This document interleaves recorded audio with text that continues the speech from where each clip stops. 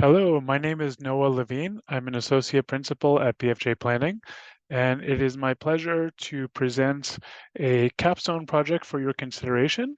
The capstone project is to assist us with preparation of a discrete project that would be incorporated into the town of Islip's comprehensive plan. So I have a presentation for you to go through some of our ideas and what this project could include, but we also look forward to workshopping the ideas with you if you were to select this project. So, as I mentioned before, my name is Noah Levine. I'm an associate principal at BFJ Planning. I'm joined in this project by Sylvia Del Fava, who will be available to answer questions after you watch this video. I apologize, I'm not able to make it tonight. I do have a public workshop.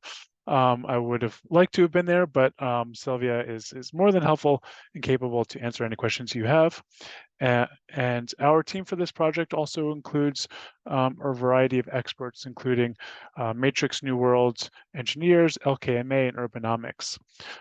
For this project on our end, our client is the town of Islip.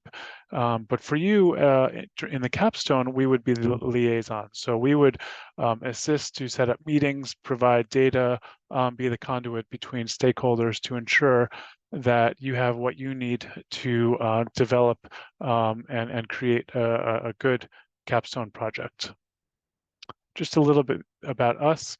BFJ Planning is a planning firm with expertise in urban design, environmental analysis, real estate consulting, transportation planning, sustainability and resiliency planning, and downtown revitalization. We've been in business for over 40 years. Our offices are in Manhattan. As you can see from the map on the right, we've done many comprehensive plans throughout the region. Some of the ones in blue say plan in progress, but the map is old. Many of those have actually been completed. And so we do a lot of work in the public sector on these types of projects. So I'm sure as planning students, you know what a comprehensive plan is, but if you don't, the purpose of a comprehensive plan is to outline a vision for a community's future. The plan essentially serves as a roadmap guiding key aspects such as land use, housing, infrastructure, transportation, sustainability, and economic development. So it is, essentially comprehensive. One of the big things is zoning. So it does ensure that zoning decisions are made based on a well-reasoned plan rather than an ad hoc basis. And so as part of our plan, we will be looking at all of these different elements. Our work with you would focus on one of those elements. We'll get into that in a moment. Just for context, just wanted to show you where the town is. It's located in Suffolk County on Long Island, on the southern shore. It's located along the Great South Bay, as well as the Atlantic Ocean. You can see there are portions of Fire Island, the barrier islands located within the town of Islip. It typically takes about an hour and a half by car or roughly an hour and 15 minutes by railroad. The town's population is just under 340,000. That represents about 22% of the total population of the county. And just so you get a sense of the scale, the town is the fourth largest municipality in New York State. So 340,000 people, that's a lot. It's a big municipality, which adds an interesting element to this particular project, planning for a community of this size. As you can see in the map on the right, the town is comprised of many different hamlet areas, and these aren't official boundaries, but they are areas where people generally think of themselves from. Oftentimes, the hamlet boundaries coincide with school districts or fire districts, so people might think of themselves being from Bayport or Central Islip or West Islip and so on, maybe not so much as from the town as a whole. And so that raises additional challenges in thinking about how to plan and work with different communities that have different complexities, challenges, and issues. Issues along waterfront communities might not be the same as those that are more inland, for example. Issues for Fire Island might be different from those in more established residential communities. So where are we in the timeline for our project? We just started in the summer, in the summer. We are working on existing conditions, but for all intents and purposes, the project has not been officially launched with the public. So we're doing kind of background research. So the timing is, we think is good for a capstone because a lot of our public outreach will happen in the fall and the winter. We aren't going to start writing the plan until next year in the spring, and we anticipate that the plan would hopefully be considered. We'll have a draft by late spring and the summer for the town to consider. So that really does give time for incorporation of the work that you do. We won't be complete with our project until you are completed with the capstone. We do see a number of priority issues to address even in this early stage. Um, Housing is a big issue in thinking about how to accommodate housing at all income levels, sustainability and resiliency, protecting Islip's natural resources, thinking about multimodal transportation options. And there are a lot of different topics that we were thinking about as far as what could be an interesting and important topic for a capstone project, but really the one that seemed to stick out was sustainability and resilience. These issues are crucial for Islip due to its coastal location and vulnerability to climate change impacts. As you saw, it's a waterfront community, so it faces significant risks from rising sea levels, increased storm intensity, and frequent flooding. Those issues have only gotten worse in recent years. So it really is essential for the town to think about strategies to build resilience to adapt and recover from these environmental stresses. And so for context and just thinking about this, um, when you look at a map, you can see that approximately 7,350 acres or 11% of Islip's land area falls within the 100-year floodplain.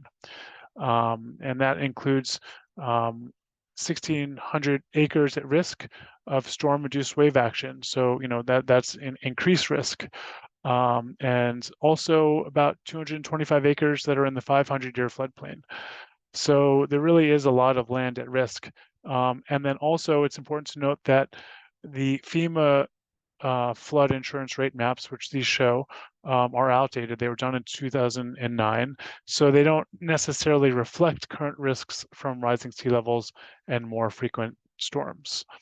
As you can see from the tables here, it just shows the amount of jobs and population and land in different hazard zones, and it really does highlight the importance of addressing sustainability and resilience. Also, when we talk about resilience, what we're really referring to is the ability of Islip to recover and adapt to adverse events such as natural disasters while continuing to function effectively. During Hurricane Sandy, the town experienced significant damage with tens of millions of dollars to marinas, coastal facilities, private properties, town-owned buildings, and so on. And since that time, Islip has focused on rebuilding and enhancing resilience with the help of several state and federal programs. One of those projects includes the Shore Drive Elevation Project, which raised a 1,000-foot section of road by 1.5 feet. Another project is the U.S. Army Corps of Engineers Fire Island Project, which is being done all the way to Montauk Point and is really looking to doing beach nourishment and other adaptive measures to restore the dunes and kind of restore the protective measures of those barrier features. Water supply issues are also critical and are issues that are experienced in many communities in Long Island. There is increased stress on the aquifer system, causing lowered water tables and saltwater intrusion. So those are major issues. And increased development strains these critical resources, while pollutants from runoff impact water quality, necessitating costly treatment. So To address these challenges, Islip is investing in improved treatment facilities, stricter pollutant regulations, and conservation efforts. This is also a regional issue that can, needs to be addressed on a wider range than just the municipality. But it really is important to think about both local and regional strategies to address water supply and sustainability. So moving back to the capstone, thinking about what it is that you would be responsible for as part of this project. One, of course, data collection and analysis. We would help to provide data as needed from the town. You would also have to collect data from other sources as needed. Community engagement. We would be doing a lot of community engagement as part of our task for this project, and we would loop you in. It would be managed by us, but we certainly would incorporate your participation as appropriate. It would incorporate policy and strategy development, as well as mapping and GIS analysis.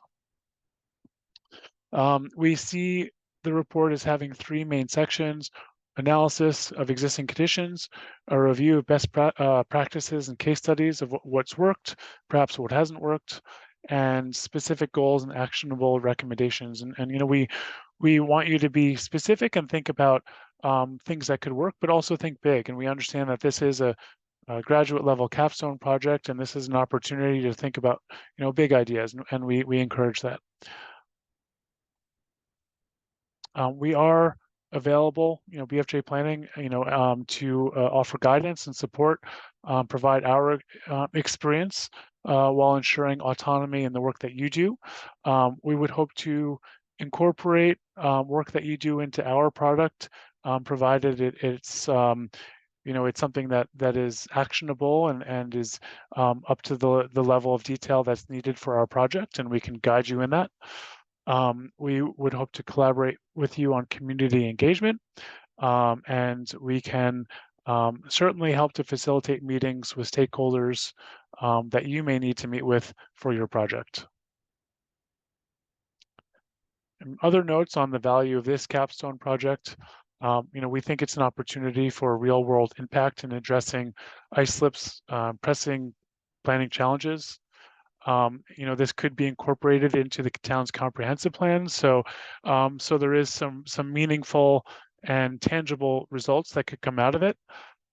It really does cross-cut a number of different topic areas, such as public policy, urban design, sustainability. And then also it does provide a lens into urban planning, both in the private sector and what we do, as well as the public sector in working alongside the town of Islip. Just some final thoughts on the capstone experience. As a graduate of the NYU program, and having gone through the capstone program, some highlights of the work that we did, and some of it is relevant, some of it isn't. We worked for the Brooklyn Borough President on a vision plan for the 4th Avenue corridor. As you can see, it runs through 4 different community districts. It's a very long corridor. We provided a lot of different recommendations. I just wanted to highlight a few of them. One, this project was done before Barclays Arena was built, and really transformed the 4th Avenue, Atlantic Avenue, Flatbush Avenue intersection. Before it was built, it looked different. There were a lot of concerns about what would happen about traffic.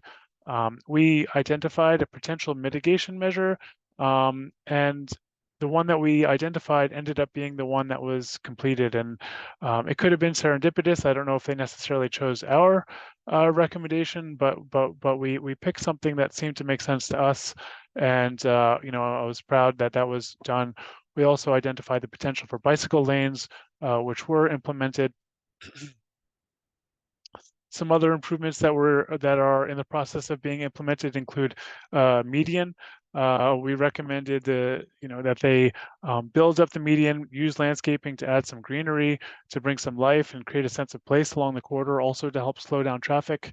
As you can see, they did do artwork on the bottom left. They did do artwork as a kind of an interim project, and now over perhaps almost 15 years later, they are building up the medians, which are kind of also serve as exhaust areas for the subways underneath, there are opportunities to build up those medians, and so we're happy to see that's being done. There are a lot of big ideas that weren't done. We recommended a park adjacent to the 9th Street subway stop, a little pocket park, kind of similar to things that had been done in Paris and Paley Park in Midtown. That lot is now a multifamily building, so that wasn't done. That's okay. We recommended that they rename 4th Avenue Brooklyn Boulevard as a way to create a sense of place and really change it from the notion of it being an urban highway into more of a pedestrian scaled place. And of course, that did not happen as well. So, there are a lot of ideas in your projects as you work on. I'm sure you'll develop some big ideas that will be incorporated, some that may not be, and that's okay. We encourage you to think big on whatever project you decide to do. With that being said, thank you for your consideration. Sylvia is available to take questions, and we wish you the best of luck in this process.